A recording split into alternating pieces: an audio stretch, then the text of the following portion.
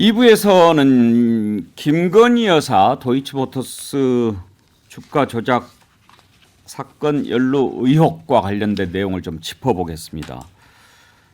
지금 이 수사가 계속이 되고 있는데 지난 7일로 이 주가 조작 사건이 일어난 지 10년이 됐습니다. 이게 무슨 의미가 있냐면 공소시효가 10년짜리이기 때문에 공소시효가 끝났는데 앞으로 그러면은 이 수사를 어떻게 하게 되는가, 이 부분 많은 국민들이 궁금해하고요. 제대로 수사는 했는지 여기에 대해서도 공방이 오고 가고 있습니다.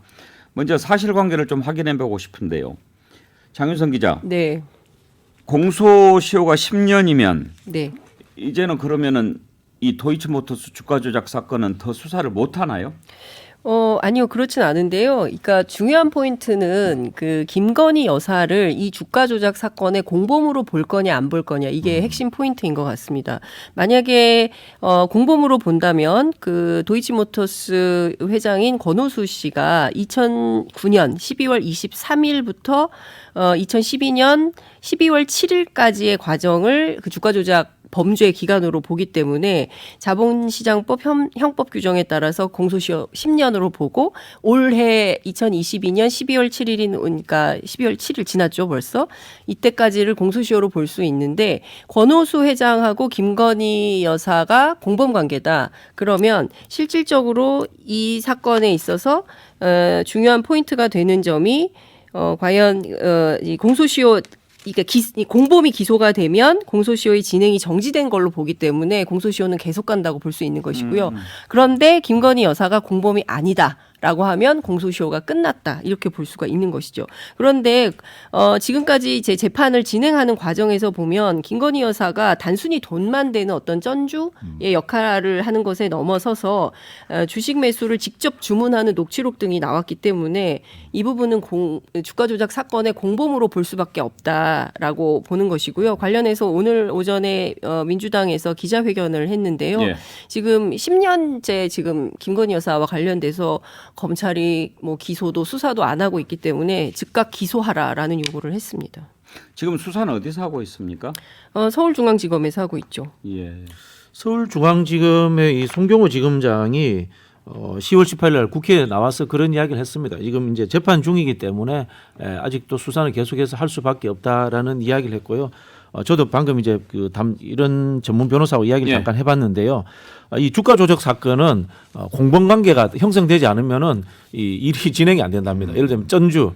사건 자체가 성립이 사건 안 된다. 자체가 성립이 안 된답니다. 쩐주, 그다음에 내부 정보를 물고 오는 사람, 그다음에 직접 하는 플레이어, 이 세 명이 같이 형성되어야지만이 이 사건이 만들어지는 상황이기 때문에 이 공범들이 수사가 있는 상황에서는 이 당연히 공범의 의혹으로서 수사를 할 수밖에 없는 상황이다. 그렇게 이야기를 하더라고요. 예. 근데 네 가지가 지금 정황을 뭐 이거는 진보 보수 여야를 떠나서 이거는 국민들도 알고 싶은 부분들이 있다고 생각해요. 첫 번째 뭐냐면 주식 매수를 직접 주문한 정황 나왔는데 이거에 대해서 지금 확인이 안 됐죠.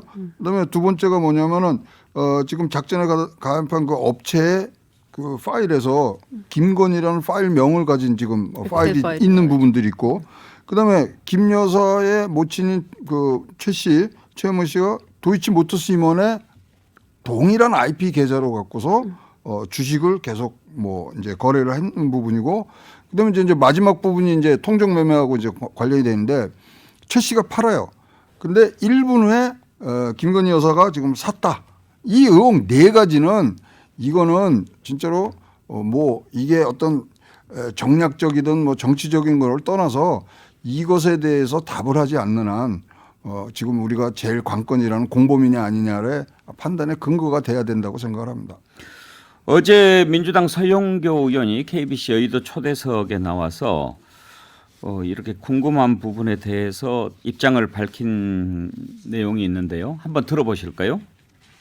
작업하는 데도 직접 가면 했고, 주가 조작의 김건희 녹취가 나오고, 김건희 파일이 나오고, 김건희 주식이 나오고, 이런 과정이 다 나왔으니, 그리고 공범들이 있고 구속이 되어 있고 재판 중이고 재판 과정 속에서 나왔으면 이게 공범이 있다면 공소시효는 연장이 됩니다.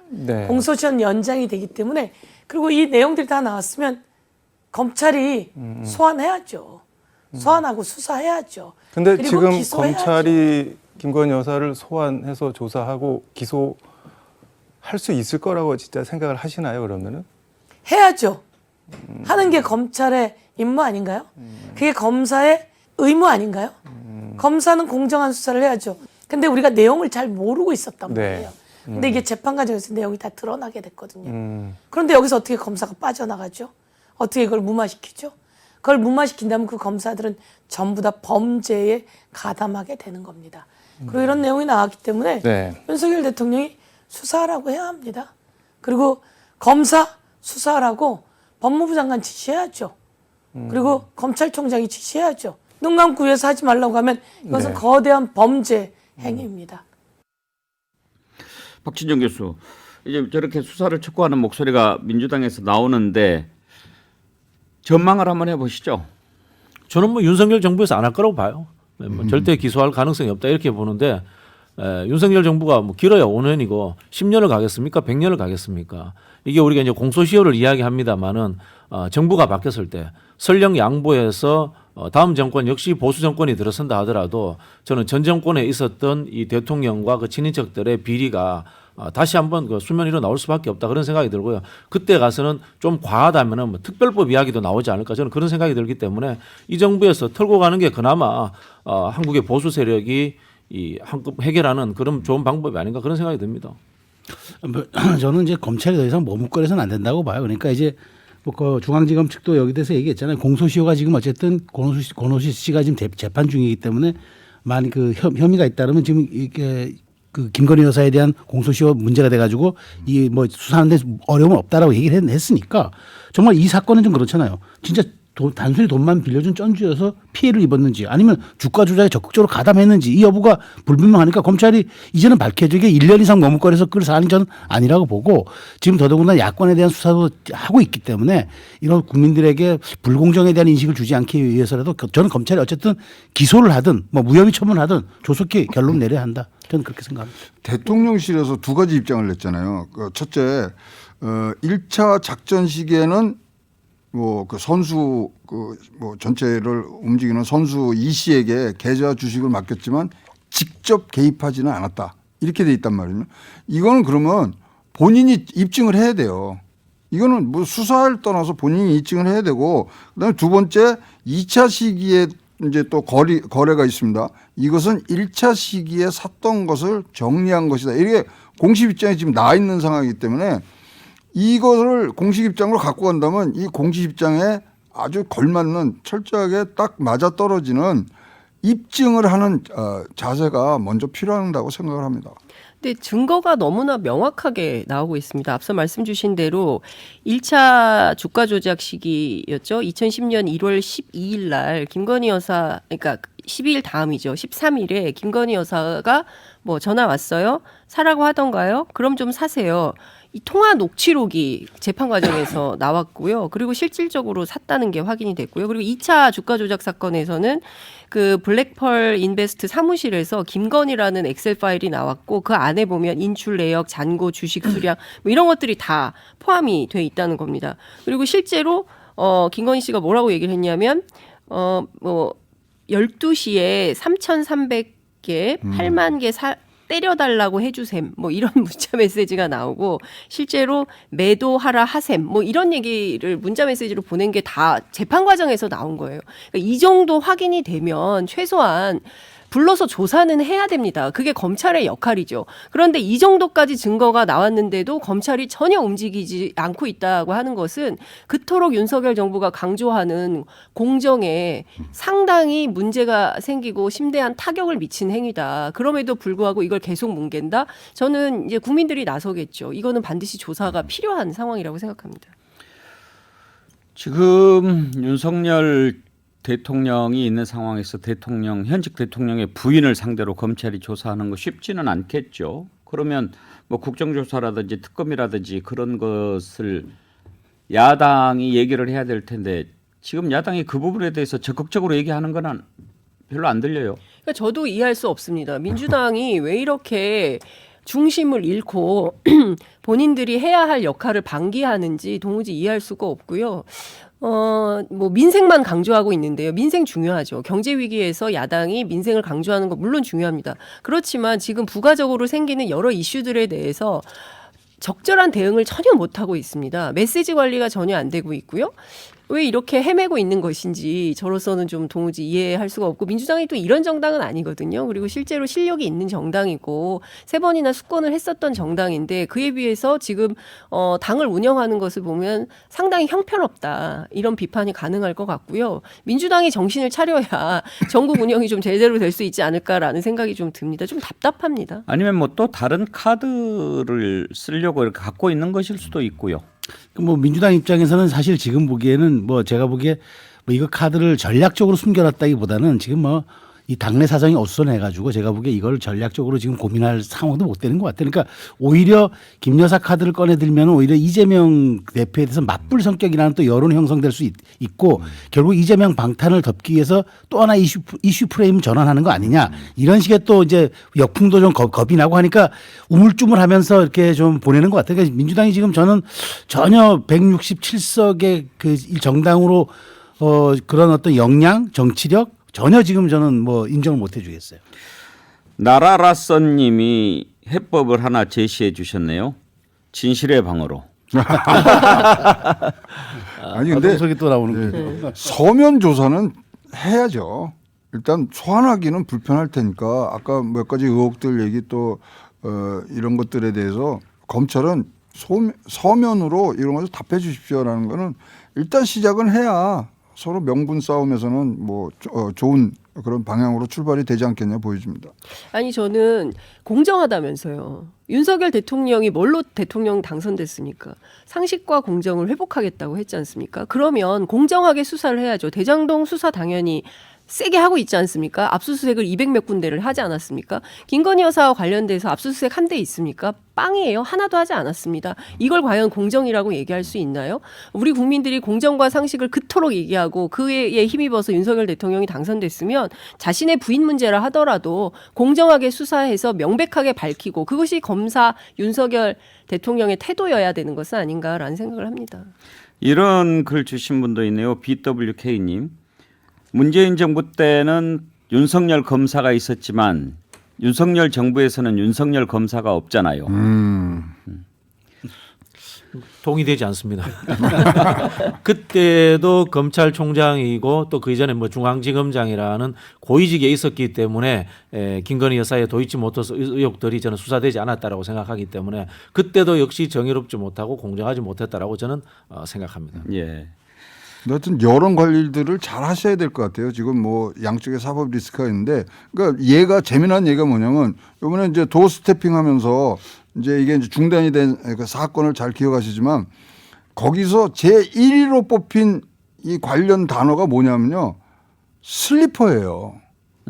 그러니까 국민들이 생각하기에는 슬리퍼 뭐 이런 걸로 지금 뭐 AI에서 조사가 나오고 있는 걸로 봐서는 우리가 생각하는 언론 탄압 이런 부분하고는 또 다른 양상을 띠기 때문에 흐름들을 양당에서는 아주 면밀하게 치밀하게 이거를 분석을 해서 딱딱 국민들에게 메시지를 던져야지, 굉장히 지금 뭐 그런 면에서는 여야 할 것 없이 다 낙제점을 줄 수밖에 없습니다.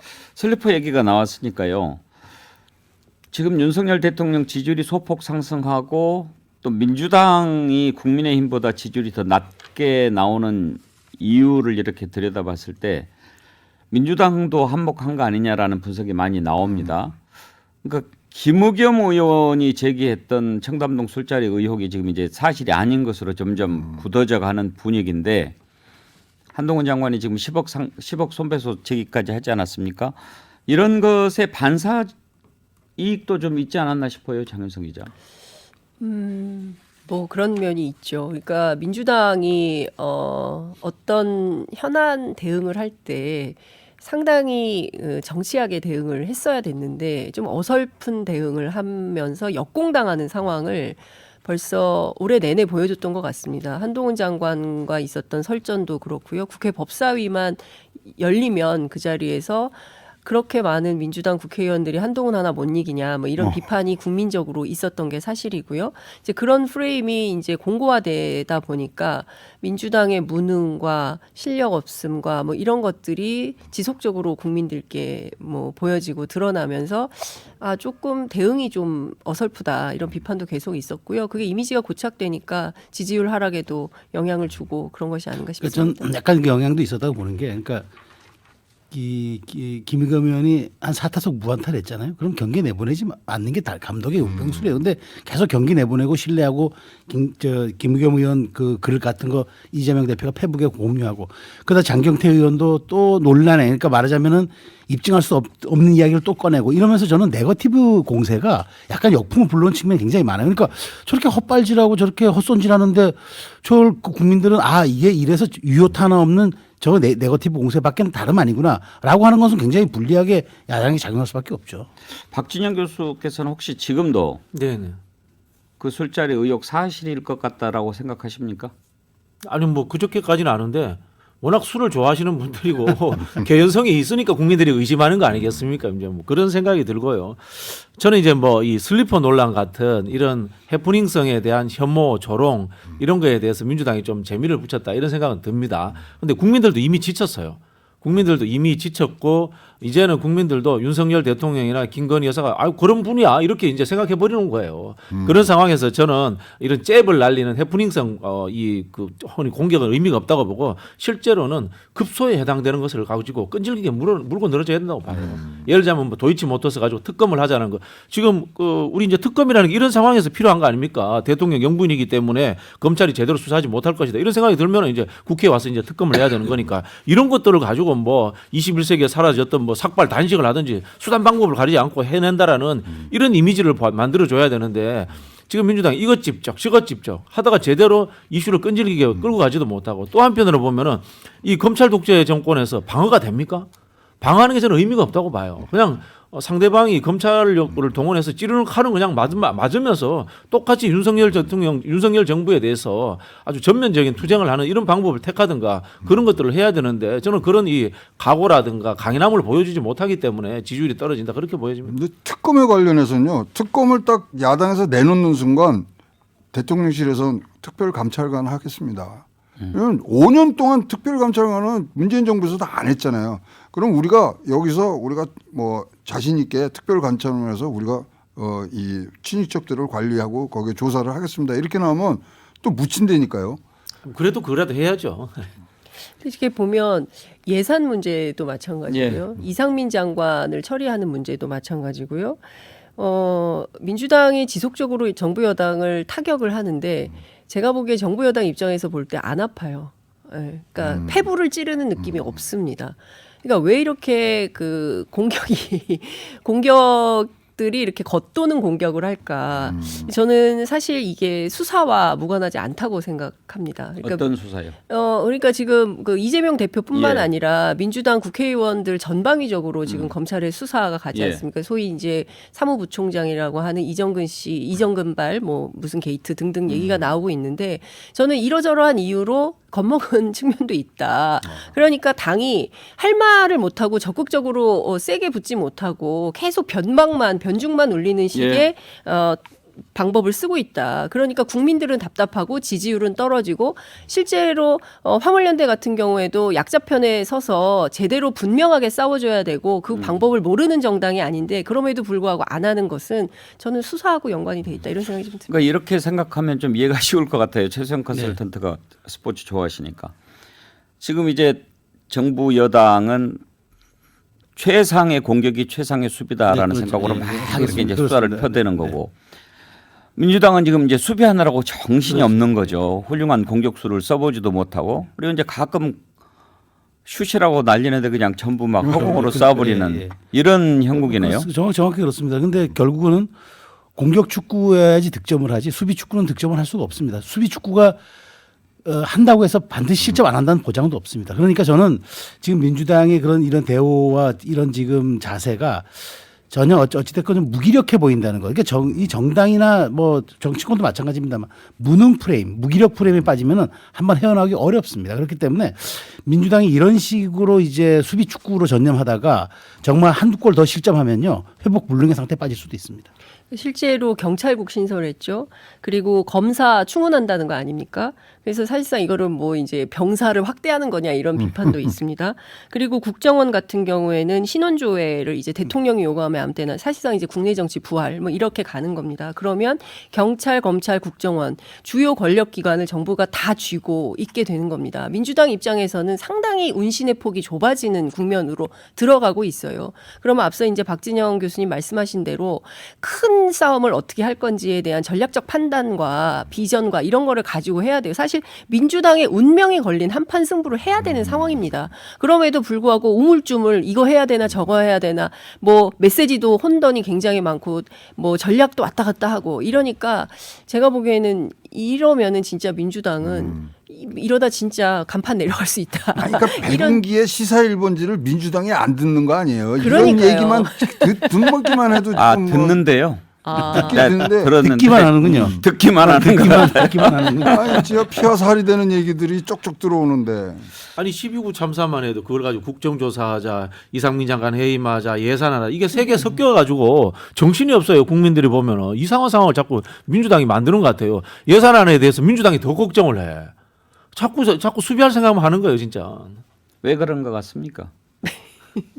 모르겠어요. 아직 제가 보기에는 여당 하던 때를 못 벗은 것 같아요. 지금 예산안도 오늘이 이제 정기국회 마지막 날이죠. 네.